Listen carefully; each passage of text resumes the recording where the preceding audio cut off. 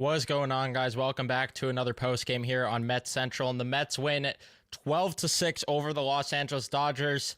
They made us sweat it. They made us sweat somehow a 12-6 win, but they got the job done, and they keep the season alive at least for another 2 days, because obviously with the off day, and then tomorrow's the off day, and then it will be Game 6 on, what was it, Sunday, right? Yeah, Sunday.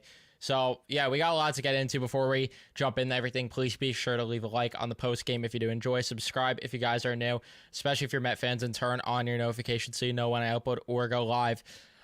This felt like it was over from the first two batters. I could tell you that right now.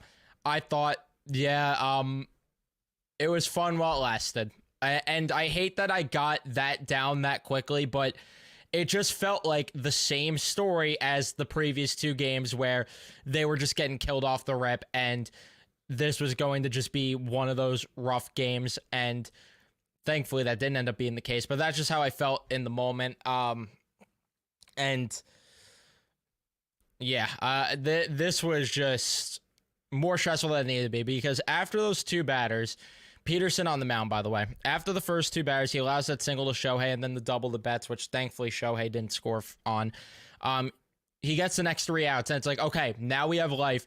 And then the bottom of the first comes, Lindor with a single, Nimmo walks, and then Vientos hits into a fly out, which I don't love the second pitch they swung at because Flaherty was struggling to find the zone early, and I'm like, please stop swinging at some of that. And then Pete Alonso comes up and he tanks one to make it 3-0.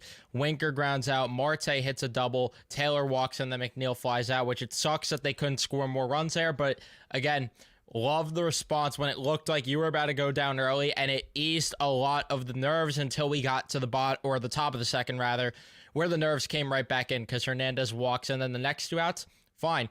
Pages gets a single, and then a wild pitch ends up scoring a run. And all of a sudden, I'm terrified. Shohei Ohtani gets walked because they just kept pitching around him nonstop at points. And then Mookie Betts pops out. We go to the bottom of the second inning where Alvarez gets a leadoff double and the Mets don't score. And at that point, too, I was like, don't tell me that this is going to be one of those games where they score in the first inning and then they just score in one inning and then they're done for the rest of the day. Top of the third inning comes after the first two outs. Edman gets a single, and then Hernandez flies out. So, simple inning. And then the bottom of the third, great at-bats by Alonso and Winker to get back-to-back walks, and then Starling Marte with a double to make it 5-1. Taylor lines out, McNeil grounds out, and then Alvarez gets a single to make it 6-1. Lindor with a triple to make it 7-1. Then Nimmo gets a single to make it 8-1. A pass ball would move Nimmo, and then Vientos grounds out. But either way, where the hell has this been? I'm standing in the stadium thinking, where the hell has this been from Alvarez all series long, who had a very productive day at the plate? Where the hell has this been from Starling Marte? Where the hell has this been from Pete Alonso? And then the main question is, why the hell was Jesse Winker not in the lineup the previous two games? Literally makes zero sense with the way he's been hitting this postseason. Literally makes no sense with the fact that there was righties on the mound, and I don't care about the reverse splits. He should have been there. Top of the fourth inning, after two outs, Pages gets a home run, and then my nerves kicked back in because the bases would get loaded. Ohtani gets a single, Betts walks, Hernandez walks, and then Reed Garrett comes in, strikes out Freddie Freeman. We go to the bottom of the fourth where Flaherty was already done for the day, so now there's that to keep in mind. If there is a Game 7, that there is a world where Jack Flaherty would pitch potentially in that game. Again, have to get there, of course, first, but Pete Alonso gets hit by a pitch. Jesse Winker then with a triple to make it 9-2. Again, why was he not in the lineup before? Marte grounds out. Taylor gets hit by a pitch. A sacrifice fly from McNeil, which I thought maybe was going to leave the yard, but didn't. And then a single from Alvarez. Lindor lines out, so they don't add to it, but you're up 10-2. And all they have to do is throw strikes. We just need strikes. And Reed Garrett does everything but throw strikes after Tommy Edman as he hits Hernandez with a pitch, walks Muncy, and then Smith hits into a flyout, and then Pages again hits a home run to make it 10-5. And I'm like, we're not doing this, are we?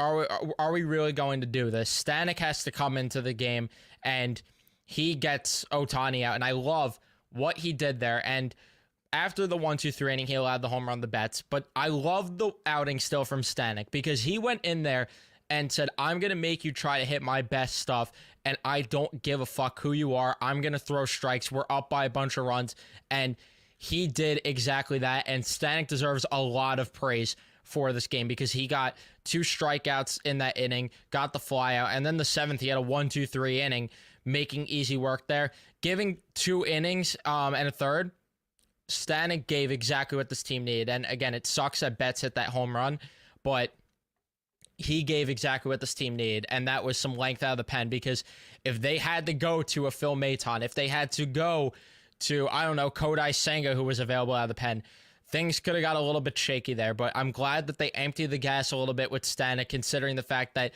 they haven't utilized him in the prior 2 games like they should have, and considering the fact that you have the off day the next day, and considering the fact, most importantly, you got to win this game.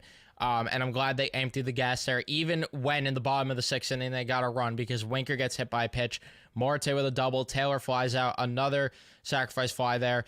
That makes it 11-6, and then Alvarez grounds out to end the inning. We go to the 7th inning, where again, 1-2-3 inning, and the bottom of the 7th, Lindor walks, gets picked off at first. Not that it really mattered, because Nimmo hit into a ground ball that would have been a double play. Vientos flies out, and then Diaz comes in, electric stuff, strikes out Pages, strikes out Ohtani, gets Betts to ground out, and then we go to the bottom of the 8th. Alonso and Winker get back-to-back singles, and then Acuna comes in the run, a single for Starling Marte to make it 12-6. Taylor hits into a double play. McNeil grounds out to end the inning. And then, again, Diaz comes in. Outside of the single he allowed to Edman, it really wasn't anything to worry about. He got a couple contact outs, which it's not like it was hard contact, so I'm fine with it. And, yeah, the Mets booked themselves at least another game. At least there's another day to live for this team. And I had my doubts going into this game. You guys know that from the previous post game. I'm not going to run from the fact that I did not feel optimistic. I will say that obviously until the final out, I'm going to have a sliver of hope, no matter what.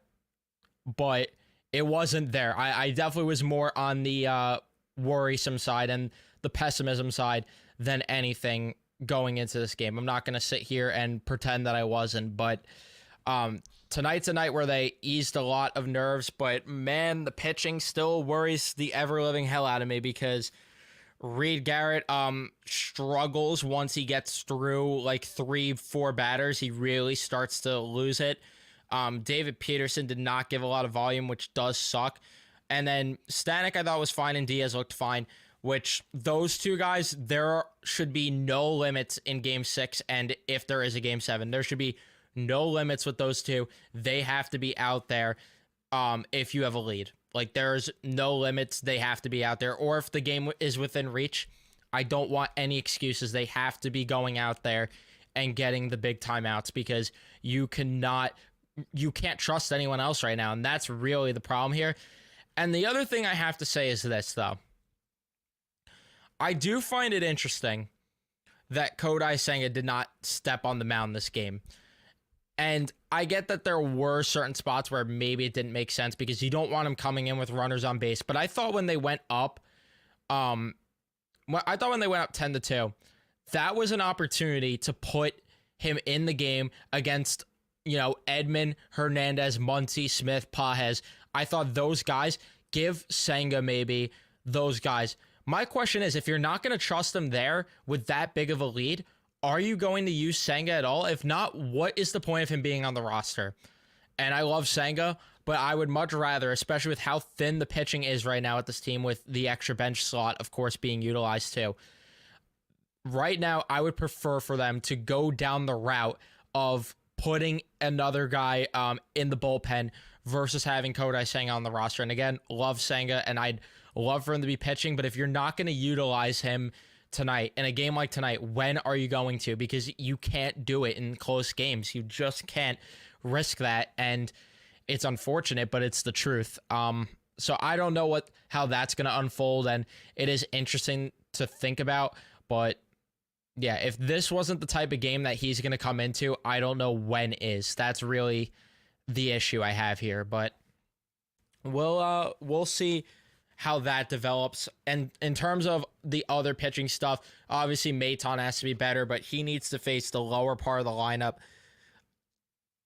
I don't know. Right now, the circle of trust is very, very small. It is very small. Like, you have Diaz, Stanek, and at times Reed Garrett. Like, it is very small what you're working with right now. And you don't really have a dominant lefty either back there, because Danny Young is really all you got. And now that Peterson's out of the pen, so it's even more interesting to see how that's going to unfold. But man, if they had Rayleigh and Nunez, I would be so much happier right now.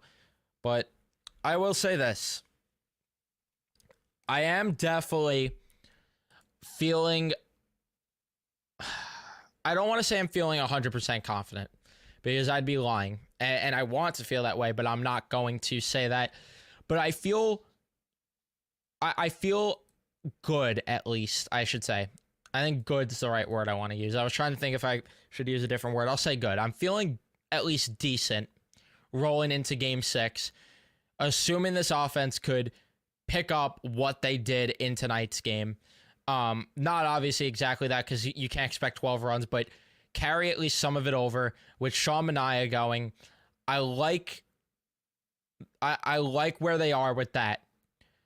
But once they get to the bullpen again, and that's really the thing that worries me, is once this gets to the bullpen, how they manage the game. Because I'm standing there talking to other fans, because I had standings tickets, and I'm just, and we're all talking, and we're like, what the hell do they do now after Stanek got through that inning? Because it was like, all right, is he really going to go back out there for another? And they let him go back out there for another. And thankfully it worked out, and it gave them the bridge to go to Edwin Diaz and get the 6-out save, especially because of the rest. And I'm glad that he's been able to get that much rest, because he desperately needed that. Not at the expense, obviously, of losing the past 2 games. I would have liked to have used them, because that means we were winning, but that's neither here nor there. All I know is that now you got to just take one game at a time. One game at a time, and they did a very good job tonight of at least giving the fans a little bit of hope, giving the fans a reason to believe further, because obviously there are fans that did believe, but maybe not fully. That's kind of the camp I fell in, where I had the smallest bit of faith, but more so had zero faith. I should say zero faith, but I was feeling more worried and more down than I was feeling faith. Now I at least am a little bit more in the middle in terms of that. But yeah, they produced with runners in scoring position, got a lot of runners in scoring position. They realistically, I mean, if you want to complain about anything, they realistically could have done even more damage offensively at times, especially when Honeywell was in the game. And I would have liked to have knocked him out early to force the Dodgers to use their pen a little bit. That's the only other gripe I could maybe have. But Dave Roberts also left him in for a lot. I mean, they did score 4 earned runs against him, so it's hard to even be that mad about it. But I'm just nitpicking to nitpick with that. Because really, outside of that, there's no complaints other than the fact that they made me feel uncomfortable at points in this game. But yeah, I mean, they were hitting the ball hard today, which was nice. They were getting runners in scoring position, doing the things that we needed them to do the previous few games, and most importantly, did it off of Jack Flaherty, which was really nice to see as well. But yeah, let's get to the chat and see what you guys are saying right now. Leave a like, by the way, if you haven't already, and subscribe. Let me see what you guys are saying. Great comeback game from Alvy. Alvy was great tonight. You probably will see him in Game 7. You're talking about Senga. I don't know about that, though, because maybe right now the plan probably is Manaea. Well, I mean, it's obviously Manaea Game 6. And then Sevy, probably game 7, though, no? Because I don't know if you can't start Senga in a game 7. You can't do it. You just can't. And again, I love Senga, but you can't start him in a game 7. He needs to be in the bullpen. And if they get a comfortable lead, I'd be fine with him coming in, but I don't know if I want him starting game 7. I think you have to go with... I just think personally you have to go with Severino in that game. And I know Severino hasn't been the sharpest lately, but you have to. And honestly, I think there is a world where Peterson could be available for a bit out of the pen in a potential game 7. Obviously, again, we got to get there. I don't want to book a game 7 and say that it's 100% going to happen. But there is a world where maybe he could be ready because he threw, let me see, it was 79 pitches, 3 2/3 of an inning, 79 pitches, which really sucks. I would have liked for him to give a little more volume there. But again, the walks continue to be an issue. I mean, there's just still way too many walks. Although once it got to the pen, they weren't walking as many batters, so I guess I should be grateful a little bit for that. But, yeah, Peterson threw 79 pitches. I think there's a world with the off day tomorrow and then not pitching game 6. I think there's a world Peterson could be available out of the pen where, God forbid things get out of hand early with Severino. If, again, we were to get there. But let's see if we even get there. Let's see if we get there because we got to focus on one game at a time. And it starts with game 6. It starts with that in LA.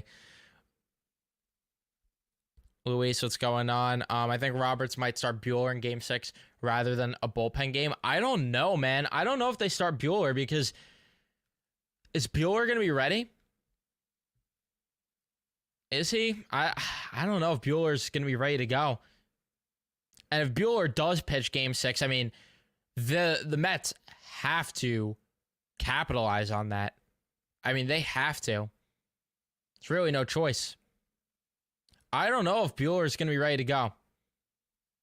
I could be wrong, but let's see if Dave Roberts said anything about that. Let's see if Dave Roberts said anything about who's starting game number 6.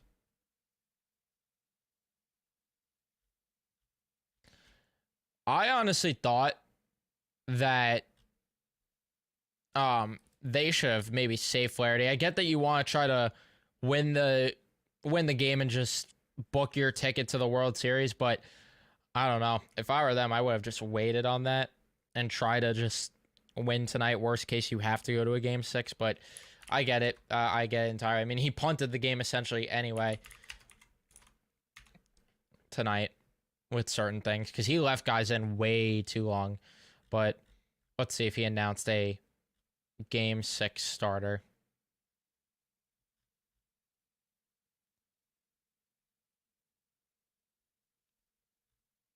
Doesn't look like there's an announced starter. Yeah, it doesn't look like it. I don't know. We'll see if there's anything that gets announced soon. I'm surprised there isn't anything announced. Maybe they are going to go with the bullpen game since nothing's announced. But I guess the Mets technically didn't announce Mania, did they? I was checking on my computer before. Now I'm checking on my phone. I have no reason to switch it up, but sure. Let's see.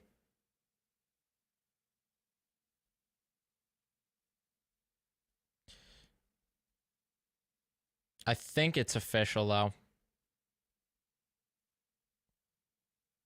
Yeah, I don't see anything about it, but I'm just going to go out on a limb and say that it's safe to say Mania is getting the ball on Sunday. Mets pitching has 36 walks now, yeah. As far as the walks go, the Mets pulled a Rocky 2 strategy tonight. Pitch over the plate, fight orthodox / right-handed for most of the game. Then when the Dodgers least expect it, switch back to throwing outside. And we gave them a dose of their own medicine with the runs too. Yeah, it was nice to give them a dose of their own medicine with the offense. And I don't know, the pitching, I don't know if there's really any strategy to it, which that's a whole separate problem, is that it does, like, that's where I do worry still. Because again, as much as I feel somewhat better going into the next game, that's where I worry still, is this pitching staff. Because again, it's not Mania, it's once we get to the bullpen, what the hell happens? I mean, it is a complete wild card what to expect from this pen. I think Buehler would get a game 7 if there's a game 7. I think that's the game Buehler would pitch. I can't see Buehler pitching. I don't know. I can't see it. I can't see him pitching on Sunday. I just think that would be very aggressive by Roberts, and I think that would be a stupid decision, because then what? Yamamoto, who's used to 6 days off, is going to pitch a game 7 if it got there. At some point, he might have to just go to the bullpen and use a bullpen game, and I think that's why we saw Honeywell in to die. Like, I think him and Flaherty were in for that long because of the fact that they are already shifting the game 6. They wanted to save the bullpen for that game. I think they're going with a bullpen game in game 6. I don't know if I see Buehler pitching that game. I think they go with a bullpen game in game 6, and then if there is a game 7, I think Buehler will start, and maybe a pass the baton situation to Yamamoto, but I don't know. But not my problem. Hey, not my problem. I am not a Dodgers fan. Not my problem. All I have to worry about is the Mets offense beating those guys. And if they get shut down by, if Walker Buehler does pitch game 6 and they get shut down by him again, that's a really big problem. But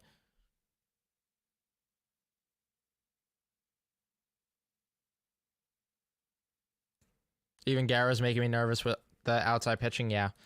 Would be good if Stanek and Diaz could pitch the next 2. I think it's going to be that way. I think it's going to be all hands on deck because it has to be. And that's, again, where I argue, why is Senga on the roster if he's not going to pitch in a 12-6 game, or when they had a 10-2 lead? Why is Senga on the roster? If you don't trust him, then when are you going to trust him?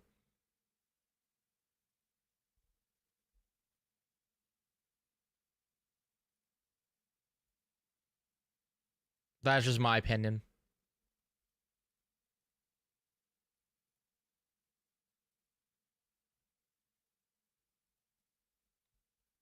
But yeah, that's going to be it for me. Thank you guys so much for tuning in and watching. Don't forget to leave a like if you haven't already. Don't forget to subscribe. Turn on your notifications so you know when I upload or go live next. And I'll see you guys in the next one.